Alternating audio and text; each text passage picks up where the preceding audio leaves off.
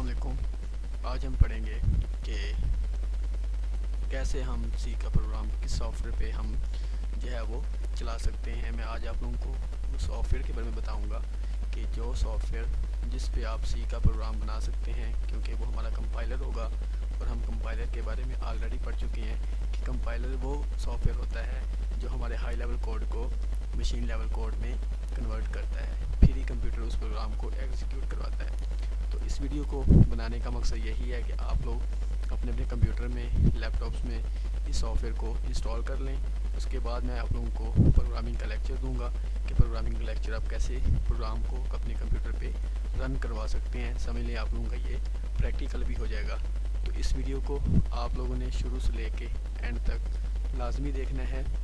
सबसे पहले जिन स्टूडेंट्स ने इस चैनल को सब्सक्राइब नहीं किया तो लाजमी इस चैनल को सब्सक्राइब करें, बेल आइकन के बटन पर क्लिक करें और उसके बाद आप लोग इस वीडियो को लाजमी तौर पे फुल देखें। तो हम स्टार्ट करते हैं। सबसे पहले हमारे पास सॉफ्टवेयर होना चाहिए कि जो सॉफ्टवेयर हमने इंस्टॉल करना है उस सॉफ्टवेयर को हमने कहाँ से इंस्टॉल करना है। तो आप लोगों ने क्या करना है, आप लोगों ने डव सी, ये सॉफ्टवेयर है Dove CPP 5.11 TDM GCC 4.9.2 setup है ये। इसको आपने डबल क्लिक करके ओपन कर लेना है। जब ये सेटअप ओपन होगा तो कुछ इस तरह से मैसेज आएंगे, इसको क्लोज़ कर देना है। आप लोगों ने इस चीज़ को हम पढ़ के आ चुके हैं डेटाबेस के अंदर जो भी हमारी फ़ाइल, ये देखिए मैं अगर आप इसके ऊपर लेके आता हूँ कर्सर तो देखें कि इसके ऊपर जो है फ़ाइल का नाम आ रहा है और डॉट एंड पे एक्जी आ रहा है। जो एक्जी फ़ाइल होती है वो हमारी सेटअप वाली फ़ाइल होती है। इसको हमने डबल क्लिक करना है। जब डबल क्लिक करेंगे तो ये डबल क्लिक करने के बाद कुछ सेकंड्स के बाद हमें इस तरह का ऑप्शन देगी यस नो का। हमने सबसे पहले इसको यस करना है। यस करने के बाद हमारे पास ये कुछ इस तरह से सेटअप चलना शुरू हो जाएगा। चलने के बाद कुछ देर तक ये हमें फिर एक मैसेज शो करवाएगा। इस सॉफ्टवेयर को आप लोगों ने लाजमी तौर पे अपने कंप्यूटर में जो है आप लोगों ने इंस्टॉल कर लेना है। जिनके पास ये सॉफ्टवेयर नहीं है, मैं इस सॉफ्टवेयर को जो है गूगल ड्राइव पे रख के आप लोगों को लिंक सेंड कर दूंगा, आप वहाँ से जाके सॉफ्टवेयर को डाउनलोड कर सकेंगे। तो देखिएगा कि ये एक हमारे पास एक मेन्यू ओपन हो गया है। इस पर हम ओके करेंगे। ओके करने के बाद यहाँ पे आई एग्री करेंगे। एग्री करने के बाद इसको नेक्स्ट करेंगे, फिर इंस्टॉल करेंगे। इंस्टॉल करने के बाद आप देखेंगे कि ये इंस्टॉल होना शुरू हो जाएगा। तो ये हमारे पास एक सी कंपाइलर यानी कि सी लैंग्वेज के लिए भी हम इसको यूज़ कर सकते हैं और C++ लैंग्वेज के लिए भी हम इसको यूज़ कर सकते हैं। तो ये वेरी इंपॉर्टेंट सॉफ्टवेयर है। इसको आप लोगों ने परचेज़ भी कर सकते हैं, मुझसे भी ले सकते हैं आप। मैं आप लोगों को इसका लिंक सेंड कर दूंगा गूगल ड्राइव पे रख के। आप सब लोगों ने इस चीज़ को जो है डाउनलोड कर लेना है और अपने अपने कंप्यूटर्स पर, जिनके पास कंप्यूटर्स हैं उन कंप्यूटर्स में इसको इंस्टॉल कर लेना है और फिर जो है आप लोगों ने इस पर प्रोग्राम करने हैं। इस लेक्चर के बाद, इस वीडियो के बाद मैं आप लोगों को जो आप लोगों के 9.1 यानी कि आप लोगों का पहला प्रोग्राम है उसके बारे में मैं आप लोगों को बताऊंगा कि पहला प्रोग्राम आप लोग कैसे हल करेंगे। इसी सॉफ्टवेयर में मैं आप लोगों को प्रोग्राम करके दिखाया करूंगा। उसके बाद आप लोग जो है फिर खुद किया करेंगे। तो इस तरीके से आप लोगों की इंशाल्लाह प्रोग्रामिंग जो है वो अच्छी हो जाएगी। हम साथ साथ लेक्चर्स पढ़ेंगे, साथ साथ प्रोग्रामिंग भी सीखेंगे और इस सॉफ्टवेयर पर। अब देखिए ये इंस्टॉल हो चुका है। इंस्टॉल होने के बाद इसको हम फिनिश करेंगे। जैसे ही फिनिश करेंगे कुछ सेकंड्स के बाद ये एक विंडो हमारे पास ओपन होगी। देखिएगा नेक्स्ट जो नीचे टास्क बार है, इस टास्क बार पे हम क्लिक करेंगे तो हमारे पास ये ऑप्शन आएगा। हम इसको नेक्स्ट करेंगे, कोई भी नहीं छेड़ना। नेक्स्ट करेंगे, ओके करेंगे और यहाँ पे यस और नो। अगर नो करेंगे तो ये चीज़ हमें ऑप्शन नहीं देगा। अगर हम इसको यस करेंगे तो ये चीज़ ओपन हो जाएगी। ये हमारे पास एक डव सी जो कि एक कंपाइलर है और कंपाइलर आप सब लोग जानते हैं क्या होता है। और ये हमारे पास एक सॉफ्टवेयर इंस्टॉल हो चुका है। ये हमें एक IDE यानी कि इंटीग्रेटेड डेवलपमेंट इन्वायरमेंट आप लोगों को नज़र आ रहा है। ये वो इंटीग्रेटेड डेवलपमेंट है जो कि आप लोगों के पास प्रोग्राम लिखने के लिए एक फैसिलिटी देगा, जो कि हम इस प्रोग्राम को अच्छे तरीके से समझ सकेंगे। तो ये हमारे पास एक अपना कंपाइलर का एक इन्वायरमेंट आ चुका है। यहाँ पे हम प्रोग्राम लिखेंगे।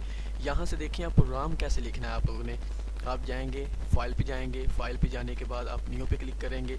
न्यू पे क्लिक करने के बाद आप लोग सोर्स फाइल पे क्लिक करेंगे। अब देखें इस सोर्स फाइल के आगे उसकी शॉर्टकट की Ctrl+N लिखी हुई है। इस आप अपने कीबोर्ड से Ctrl+N भी प्रेस कर सकते हैं तो आप लोग जो है वो आप लोगों को वो विंडो लिखने वाली एडिटर जो है प्रोवाइड हो जाएगा। आप यहाँ पे क्लिक कर दें, फिर भी देखिएगा क्लिक किया मैंने यहाँ पे तो ये हमें लिखने का एक एडिटर प्रोवाइड हो चुकी है। जैसे कि मैं लिखता हूँ हैश इंक्लूड लिखा, देखिए आप लोगों को ये नज़र नहीं आ रहा, ये काफ़ी थोड़ा सा इसका जो है फ़ॉन्ट साइज़ बहुत लो है। तो आपने अपना फ़ॉन्ट साइज़ अगर बढ़ाना है तो आप जाएंगे टूल के अंदर जाने के बाद आप एडिटर ऑप्शन के अंदर जाएंगे। एडिटर ऑप्शन के अंदर जाने के बाद आप फ़ॉन्ट्स पे जाएंगे।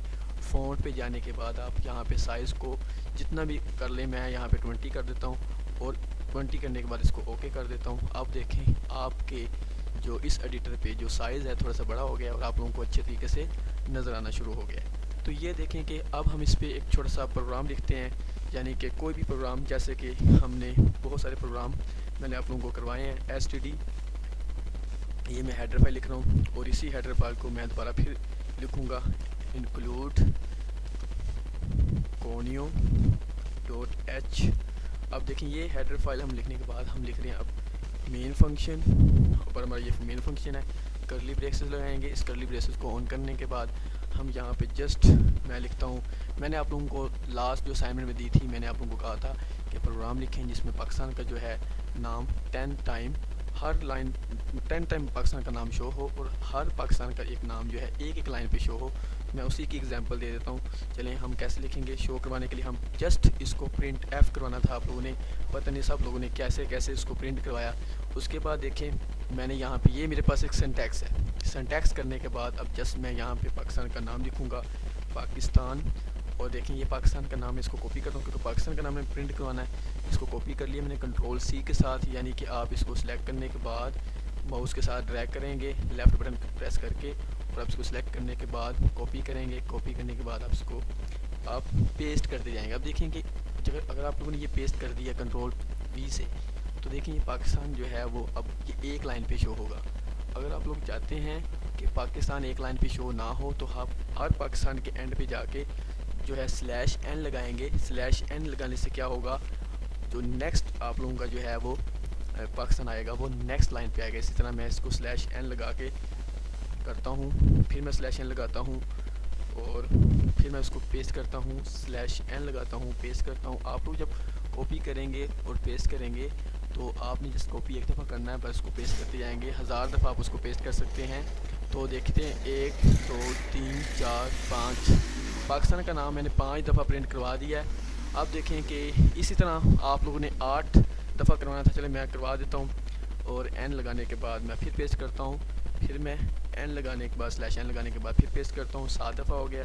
फिर /n लगाने के बाद मैं पेस्ट करता हूँ तो 8 दफ़ा हो गया। अब देखें ये प्रोग्राम काफ़ी लेंथी हो चुका है जो कि नज़र नहीं आ रहा हमें। हम यहाँ से इसको एंटर करते हैं तो ये नेक्स्ट लाइन पे आ गया। ये मसला कुछ भी मसला नहीं है, आप प्रोग्राम को हर सिमत में लिख सकते हैं। तो जब ये मैंने पाकिस्तान को जो है 8 दफ़ा मैंने इसको करवा दिया प्रिंट करवाने के बाद मैं क्या करता हूँ, मैं इसको एंटर करता हूँ। एंटर करने के बाद मैं यहाँ पे अब गेट ch लिखूँगा। गेट ch लिखने के बाद मैं इसके एंड पे सेमीकोलन लगाऊंगा। ये मेरा प्रोग्राम मुकम्मल हो चुका है जो कि मैंने आप लोगों को एक असाइनमेंट के तौर पे दिया था। अब हम इसको जो है वो सेव करेंगे। अब देखिए मैंने फ़ाइल को सेव नहीं किया क्योंकि फ़ाइल मेरी जो है अनटाइटल्ड 1 है। जब मैं कंट्रोल S करूँगा कीबोर्ड से या मैं फ़ाइल पे जाके इसको सेव करूँगा तो सेव करने की कमांड कंट्रोल S होती है। कमांड से काम करेंगे सबसे बेस्ट होता है। देखें मैं कंट्रोल S करता हूँ, उसने कहा जी प्रोग्राम को आपने सेव करना है, तो मैं अब इस प्रोग्राम को सेव करने लगा हूँ। तो मैं जाके इस प्रोग्राम को कहीं भी सेव करता हूँ। मैं जाके यहाँ पे इसको करता हूँ सेकंड ईयर फोल्डर के अंदर इस प्रोग्राम का नाम रखता हूँ जी। क्या नाम रखना है जी? टेस्टिंग प्रोग्राम करने के बाद ये मैंने जस्ट इसका नाम लिख दिया। मैंने पाथ सेलेक्ट कर लिया कहाँ पे मैंने प्रोग्राम को सेव करना है, किस लोकेशन के अंदर। फिर मैंने उसका नाम लिखने के बाद मैं यहाँ पे इसकी सेव एज टाइप को चेंज करूँगा। सेव एज टाइप को मैं चेंज करने के लिए मैं यहाँ पे सी सोर्स, क्योंकि हम सी लैंग्वेज पढ़ रहे हैं तो हम इसको सी सोर्स फाइल को क्लिक करेंगे। जब मैंने इसको क्लिक कर लिया, प्रोग्राम का नाम भी लिख लिया, इसकी एक्सटेंशन यानी कि मैंने इसकी टाइप भी चेंज कर दी है जो कि .c है। उसके बाद मैं इसको सेव कर देता हूँ। ये फ़ाइल देखें, इसका प्रोग्राम बिल्कुल सेव हो चुका है। टेस्टिंग प्रोग्राम के नाम से .c इसकी एक्सटेंशन है। हमने पढ़ा हुआ है कि जो डॉट होता है वो फाइल का नेम और फाइल की एक्सटेंशन को सेपरेट कर रहा होता है। अब हम कंप्यूटर्स पे जाएंगे, यहाँ पे एग्जीक्यूट का ऑप्शन होगा मेन्यू के अंदर, मेन्यू बार के अंदर एग्जीक्यूट का ऑप्शन होगा। इसको मैं क्लिक करता हूँ। क्लिक करने के बाद यहाँ पे मैंने आप यहाँ पे कंपाइल लिखा हुआ है। अगर आप लोगों के माइंड में ये बात मेरी हो कि मैंने आप लोगों को बताया था, जब भी आप हाई लेवल का प्रोग्राम लिखेंगे सबसे पहले आप उसको कंपाइल करेंगे। कंपाइल क्या है? कंपाइलर, कंपाइल से ही कंपाइलर है, कंपाइलर का नाम कंपाइल है। तो कंपाइल जो होता है वो इसका मतलब ये होता है कि आप अपने हाई लेवल कोड को कन्वर्ट कर रहे होते हो मशीन कोड के अंदर। यानी कि ये जो मैंने कोड लिखा है ये मेरा हाई लेवल कोड है, इसको मैं तो समझ सकता हूँ लेकिन कंप्यूटर इसको समझ नहीं सकता। तो ये कोड जो है ये अब जो है ये कोड हमारा जो है वो कंप्यूटर को समझाना है। तो कंप्यूटर को समझाने के लिए हमने लैंग्वेज ट्रांसलेटर यानी कि लैंग्वेज प्रोसेसर पढ़े थे। लैंग्वेज ट्रांसलेटर जो लैंग्वेज प्रोसेसर होते हैं वो यही काम करते हैं कि वो हमारे हाई लेवल कोड को मशीन कोड के अंदर कन्वर्ट करते हैं, उसके बाद वो एग्जीक्यूट करवाते हैं। तो मैं इसको करूँगा कंपाइल। कंपाइल करने के बाद देखिएगा कि आप लोगों को यहाँ पे कुछ इसकी गलतियाँ नज़र आ गई हैं। गलतियाँ क्या नज़र आई हैं? गलतियों में ये नज़र आया कि उन्होंने कहा जी ये देखें आप लोगों को इस तरह के मैसेजेस शो होंगे जो कि आप लोगों को नीचे नज़र आ रहे होंगे जी कि बहुत सारे मैसेज। इसलिए उन्होंने कहा जी कि आपने टर्मिनेटर नहीं लगाया, इसलिए मैं ऐसे करता हूँ, मैं इसको सिंगल लाइन के अंदर लिख देता हूँ। सिंगल लाइन के अंदर लिख दिया है। अब देखें, अब मैं दोबारा इसको जो है वो एग्जीक्यूट करने पे क्लिक करूँगा, कंपाइल करूँगा। अब देखें आपको इस फाइल के अंदर कोई भी गलती नज़र नहीं आई। ये गलती मैंने इसलिए डाली थी कि आप लोगों को नज़र आए कि अगर मेरे प्रोग्राम के अंदर गलती है तो प्रोग्राम का जो ये सॉफ्टवेयर है इस प्रोग्राम को एग्जीक्यूट नहीं करवाएगा, ना ही कंपाइल करेगा। तो कंपाइलर ने आप लोगों को बता दिया, हमने पढ़ा हुआ है कंपाइलर में। कंपाइलर क्या करता है? एज अ होल तमाम प्रोग्राम को उठाता है, कन्वर्ट करता है मशीन लैंग्वेज के अंदर, और जिसमें गलती होती है उस लाइन को वो छोड़ देता है। बाद में उस लाइन का वो मैसेज डिस्प्ले करवाता है कि फ़लाँ लाइन में गलती है, आपने उस मैसेज को गौर से पढ़ना होता है। फिर आपने उस चीज़ को जो है वो आप लोगों ने रिसोल्व करके उसको फिर आपने फिर दोबारा एग्जीक्यूट पे क्लिक करके आप लोगों ने वहाँ पे जाके कंपाइल करना है। याद रहे आपने एक चीज़ भी न्यू डाली है तो आपने सबसे पहले कंपाइल करना है। कंपाइल करने के बाद आप उसको रन करेंगे। अब देखिए कंपाइल की जो शॉर्टकट की है वो क्या है? F9 है। और रन करने की शॉर्टकट की क्या? रन का मतलब चला देना, एग्जीक्यूट करवा देना। अब मैं रन करूँगा तो देखिएगा आप लोगों को पाकिस्तान का जो मैसेज है वो 10 टाइम डिस्प्ले हो चुका है। ये आप लोगों की असाइनमेंट थी जो कि आप लोगों ने जो है इस असाइनमेंट को सॉल्व किसी ने भी नहीं किया। इतना आसान सा प्रोग्राम था, ये कोड था जो कि आप लोगों के सामने ये कोड है। जस्ट अगर मैं /n नहीं लगाता, मैं आप लोगों को ये भी दिखा देता हूँ, /n मैं नहीं लगाता तो देखिएगा मैं इन दोनों के दरमियान में /n नहीं लगाता। मैं इसको दोबारा कंपाइल करूँगा। कंपाइल करने के बाद मैं दोबारा एग्जीक्यूट करवाऊँगा। दोबारा एग्जीक्यूट होने के बाद देखिएगा जहाँ पे मैंने /n नहीं लगाई इसका मतलब उसने उसको एक लाइन में ही प्रिंट करवा दिया। तो मैंने आप लोगों को कहा था कि नेक्स्ट लाइन पे पाकिस्तान का जो नाम प्रिंट हो, तो हम नेक्स्ट लाइन के लिए हमने कौन सा कीवर्ड यूज़ करते हैं? /n जो होता है ये एक फॉर्मेट स्पेसिफायर यानी कि सीक्वेंस होता है हमारे पास जो कि हम लगाते हैं, और लगाने का मकसद ये होता है कि जो भी उससे अगली लाइन है वो अगली लाइन पे प्रिंट हो जाएगी। ये देखें जैसे कि मैंने आप लोगों को दिखा दिया है। तो आज के इस लेक्चर में मैंने आप लोगों को हाउ इंस्टॉल जो है डब-सी कैसे इंस्टॉल करते हैं मैंने आप लोगों को इस पर इंस्टॉल करना सिखाया है। उसके बाद मैंने इस डब-सी को कैसे इस्तेमाल करते हैं, कैसे यूज़ करते हैं वो मैंने आप लोगों को बता दिया। उसके बाद डब-सी में प्रोग्राम को कैसे लिखते हैं, लिखने के लिए हम कौन सी कमांड यूज़ करते हैं। हम न्यू फाइल लेते हैं, न्यू फाइल के लिए हम Ctrl+N भी लिख सकते हैं, या फिर हम अपने कंपाइलर में जाके फाइल पे क्लिक करेंगे, यहाँ पे न्यू पे क्लिक करेंगे, यहाँ पे सोर्स फाइल पे क्लिक करेंगे, हमारे पास एक और फाइल आ जाती है। तो ये न्यू फाइल है, इसको फिर सेव कैसे करना होता है? सेव करने के लिए हम यहाँ पे कुछ भी लिखेंगे, जैसे ये मैंने लिख दिया है उसमें मैं इसको सेव करूँगा। सेव करने की कंट्रोल कमांड जो कमांड होती है वो Ctrl+S होती है। जब हम सेव करेंगे तो हमें दो चीज़ें रिक्वायर्ड होती हैं। हमने अपनी फ़ाइल को कहाँ पे सेव करना है, उस पाथ को सिलेक्ट करेंगे। पाथ को सिलेक्ट करने के बाद हमने अपनी फ़ाइल का नाम क्या देना है।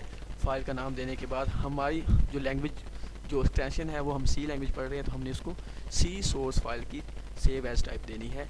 तो ये करने के बाद आप इसको सेव कर देंगे, तो इस तरह से आपका वो प्रोग्राम सेव हो जाएगा। उसके बाद आप अपना कोड लिखेंगे। कोड लिखने के बाद उसको आप सबसे पहले कंपाइल करेंगे। अगर उस कोड में गलतियां हैं तो गलती को सोल्व करेंगे, अगर गलतियां बिल्कुल भी नहीं हैं तो फिर उसको रन कर देंगे। तो रन करने के बाद आपको उसकी जो है वो एग्जीक्यूशन नज़र आएगी। तो आज की इस वीडियो में आप लोगों को इतना ही करवाएंगे। इंशाल्लाह नेक्स्ट वीडियो में मैं आप लोगों को नेक्स्ट लेक्चर दूंगा। तब तक के लिए अल्लाह हाफिज़।